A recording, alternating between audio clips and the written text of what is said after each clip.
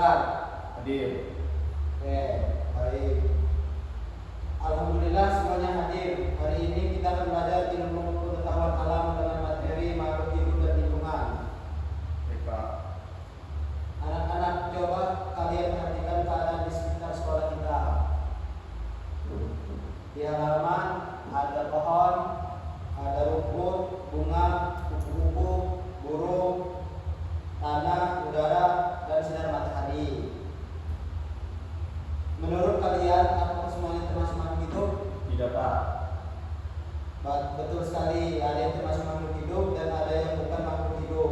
Nah, hari ini kita akan mempelajari apa itu makhluk hidup, apa ciri-cirinya, serta bagaimana hubungan makhluk hidup dengan lingkungan tempat tinggalnya.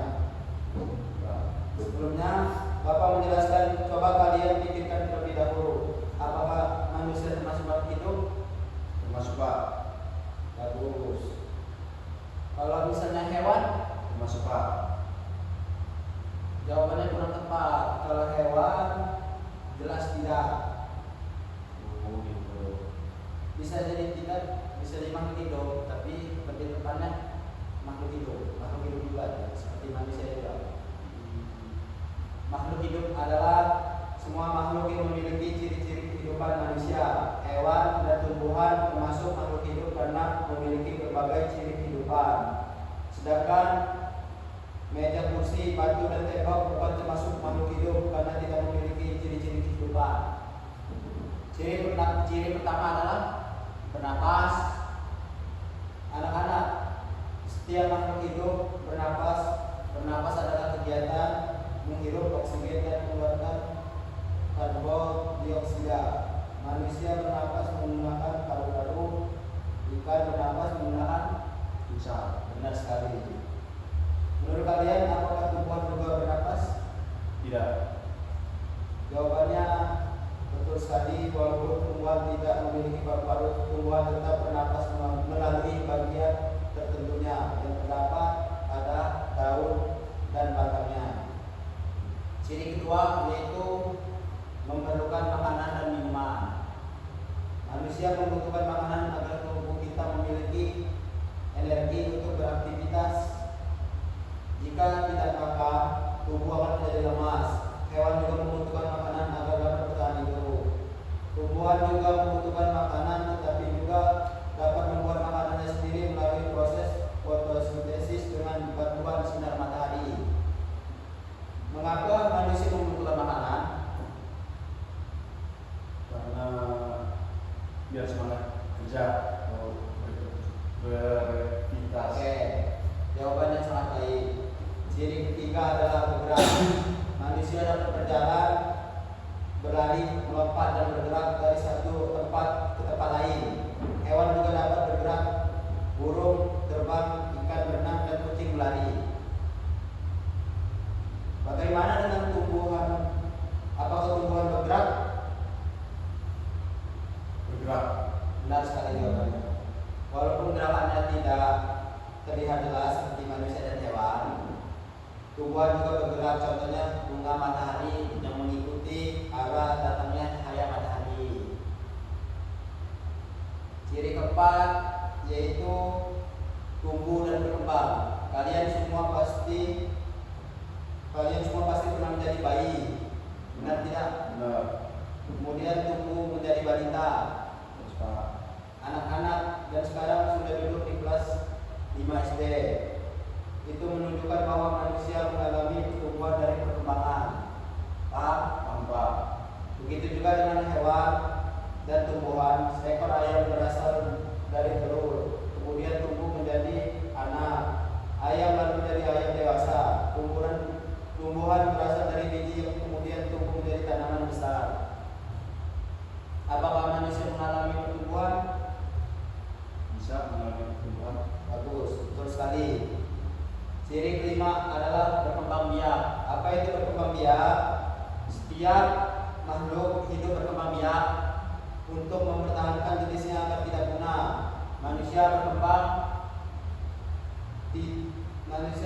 biak dengan melahirkan. Ayam berkembang biak dengan Bertelur. benar. Tumbuhan dapat berkembang biak melalui biji, tunas, tek, cekok, dan cara lainnya. Ada banyak cara. Contohnya Pak.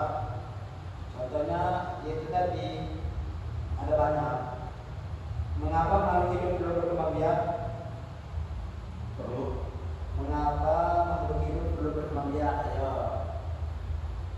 Tahu tidak? Agar tidak Benar sekali. Tepat sekali.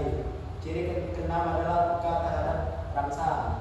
Rangsang adalah sesuatu yang menyebabkan makhluk hidup memberikan respon atau tanggapan. Misalnya saat tangan kita menyentuh panas, kita akan segera menarik tangan. Pernahkah kalian melihat namanya putri malu? Pernah. Kalau disentuh, langsung tutup ya. Ya, betul sekali. Apa yang terjadi jika daunnya disentuh tadi? Malu ya, tutup ya tadi. Jika kita pencet, dia akan menutupkan. Nah, Itu dia tadi. Itu merupakan contoh tumbuhan yang peka terhadap rangsang. Paham? paham. Bagus. Ciri ketujuh adalah mengeluarkan zat sisa. Apa itu zat sisa? Manusia mengeluarkan zat sisa melalui keringat, urin, dan karbon dioksida, dan napas hewan dan tumbuhan juga mengeluarkan zat sisa dari tubuhnya. Bisa dilihat dari sini. Bisa Ini Pak. gambarnya. Bisa Pak. Ini oksigennya. Ya Pak. Oke. Nah, itulah ciri-ciri makhluk hidup yang harus kalian ketahui. Sekarang kita masuk ke pembahasan berikutnya, yaitu lingkungan. Yes Pak. Bapak menjelaskannya sambil duduk aja ya. Ya Pak. Baik Pak. Kita bergabung. Anak-anak, lingkungan adalah segala sesuatu yang berada di sekitar hidup. Lingkungan sangat penting bagi kehidupan manusia, hewan, dan tumbuhan. Menurut kalian, apakah manusia dapat hidup tanpa air? Tidak bisa. Betul sekali, tidak bisa. Apakah tumbuhan dapat hidup tanpa sinar matahari? Tidak bisa. Bagus, tidak jawabannya. Hal tersebut menunjukkan bahwa lingkungan dibagi menjadi dua jenis, yaitu lingkungan biotik dan lingkungan abiotik. Lingkungan biotik adalah semua komponen yang berupa makhluk hidup, contohnya manusia, hewan, tumbuhan, dan mikroorganisme. Sedangkan lingkungan abiotik adalah semua komponen yang tidak hidup, contohnya air, tanah, udara, cahaya, ada banyak yang lainnya, matahari, suhu, batu, dan pasir, dan ada juga semacamnya lagi. Sekarang coba perhatikan pohon yang ada di dalam lapangan sekolah, di luar sekolah. Ada Pak. Pohon tersebut memerlukan tanah sebagai tempat tumbuh air untuk kebutuhan hidupnya dan sinar matahari untuk membuat makanan. Begitu juga manusia, kita membutuhkan udara untuk bernapas, air untuk minum, dan tumbuhan sebagai sumber makanan. Jadi antara makhluk hidup dan lingkungan terdapat hubungan saling membutuhkan. Anak-anak, lingkungan yang bersih akan membuat hidup menjadi sehat dan nyaman. Sebaliknya juga, kalau lingkungan kita kotor, dapat menimbulkan berbagai penyakit. Menurut kalian, apa yang terjadi sampah dibuang sembarangan? Menurut Tegar, jika Tegar membuang sampah sembarangan, apa yang akan terjadi? Bisa menimbulkan masalah di lingkungan. Bisa jadi, bisa juga. Tapi yang betul sekali, selain membuat lingkungan kita kotor, sampah juga dapat menyumpat saluran air dan menyebabkan banjir. Oleh karena itu, kita harus menjaga lingkungan dengan cara apa Tegar?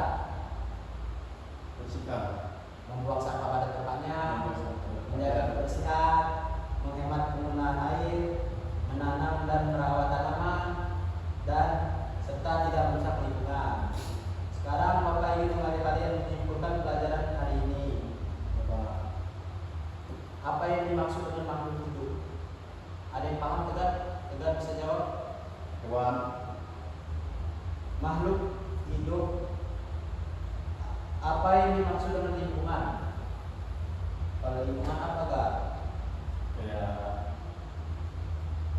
lingkungan sekitar sini lah. Nah ya betul, sesuatu yang ada makhluk hidup. Juga. Oke, jadi kesimpulan pembelajaran hari ini adalah makhluk hidup terdiri dari manusia, hewan, dan di sini ada hewannya dan ini manusia. Ya Pak. Juga perhatikan ini. Ya Pak. Nah, ini nih manusia yang bekerja. Apakah materi hari ini sudah dipahami? Sudah Pak. Alhamdulillah. Bapak senang mendengarnya. Sebagai tugas di rumah, silakan kalian mengamati lingkungan sekitar rumah dan menuliskan 5 contoh makhluk hidup serta 5 contoh tak hidup yang kalian temukan. Baik Pak. Baik, anak-anak, pembelajaran kita hari ini sampai di sini. Terima kasih atas perhatian dan semangat belajar kalian. Mari kita tutup pembelajaran dengan membaca hamdalah. Alhamdulillah. Cukup itu saja. Bapak akhiri. Wassalamualaikum warahmatullahi wabarakatuh. Waalaikumsalam. Kalau Bapak ada kesalahan, mohon dimaafkan atau dimaklumi. Baik Pak. Agar semangat terus belajarnya dan jangan pernah menyerah. Ya Pak. Karena cita-cita yang serius akan timbul kesuksesan. Amin.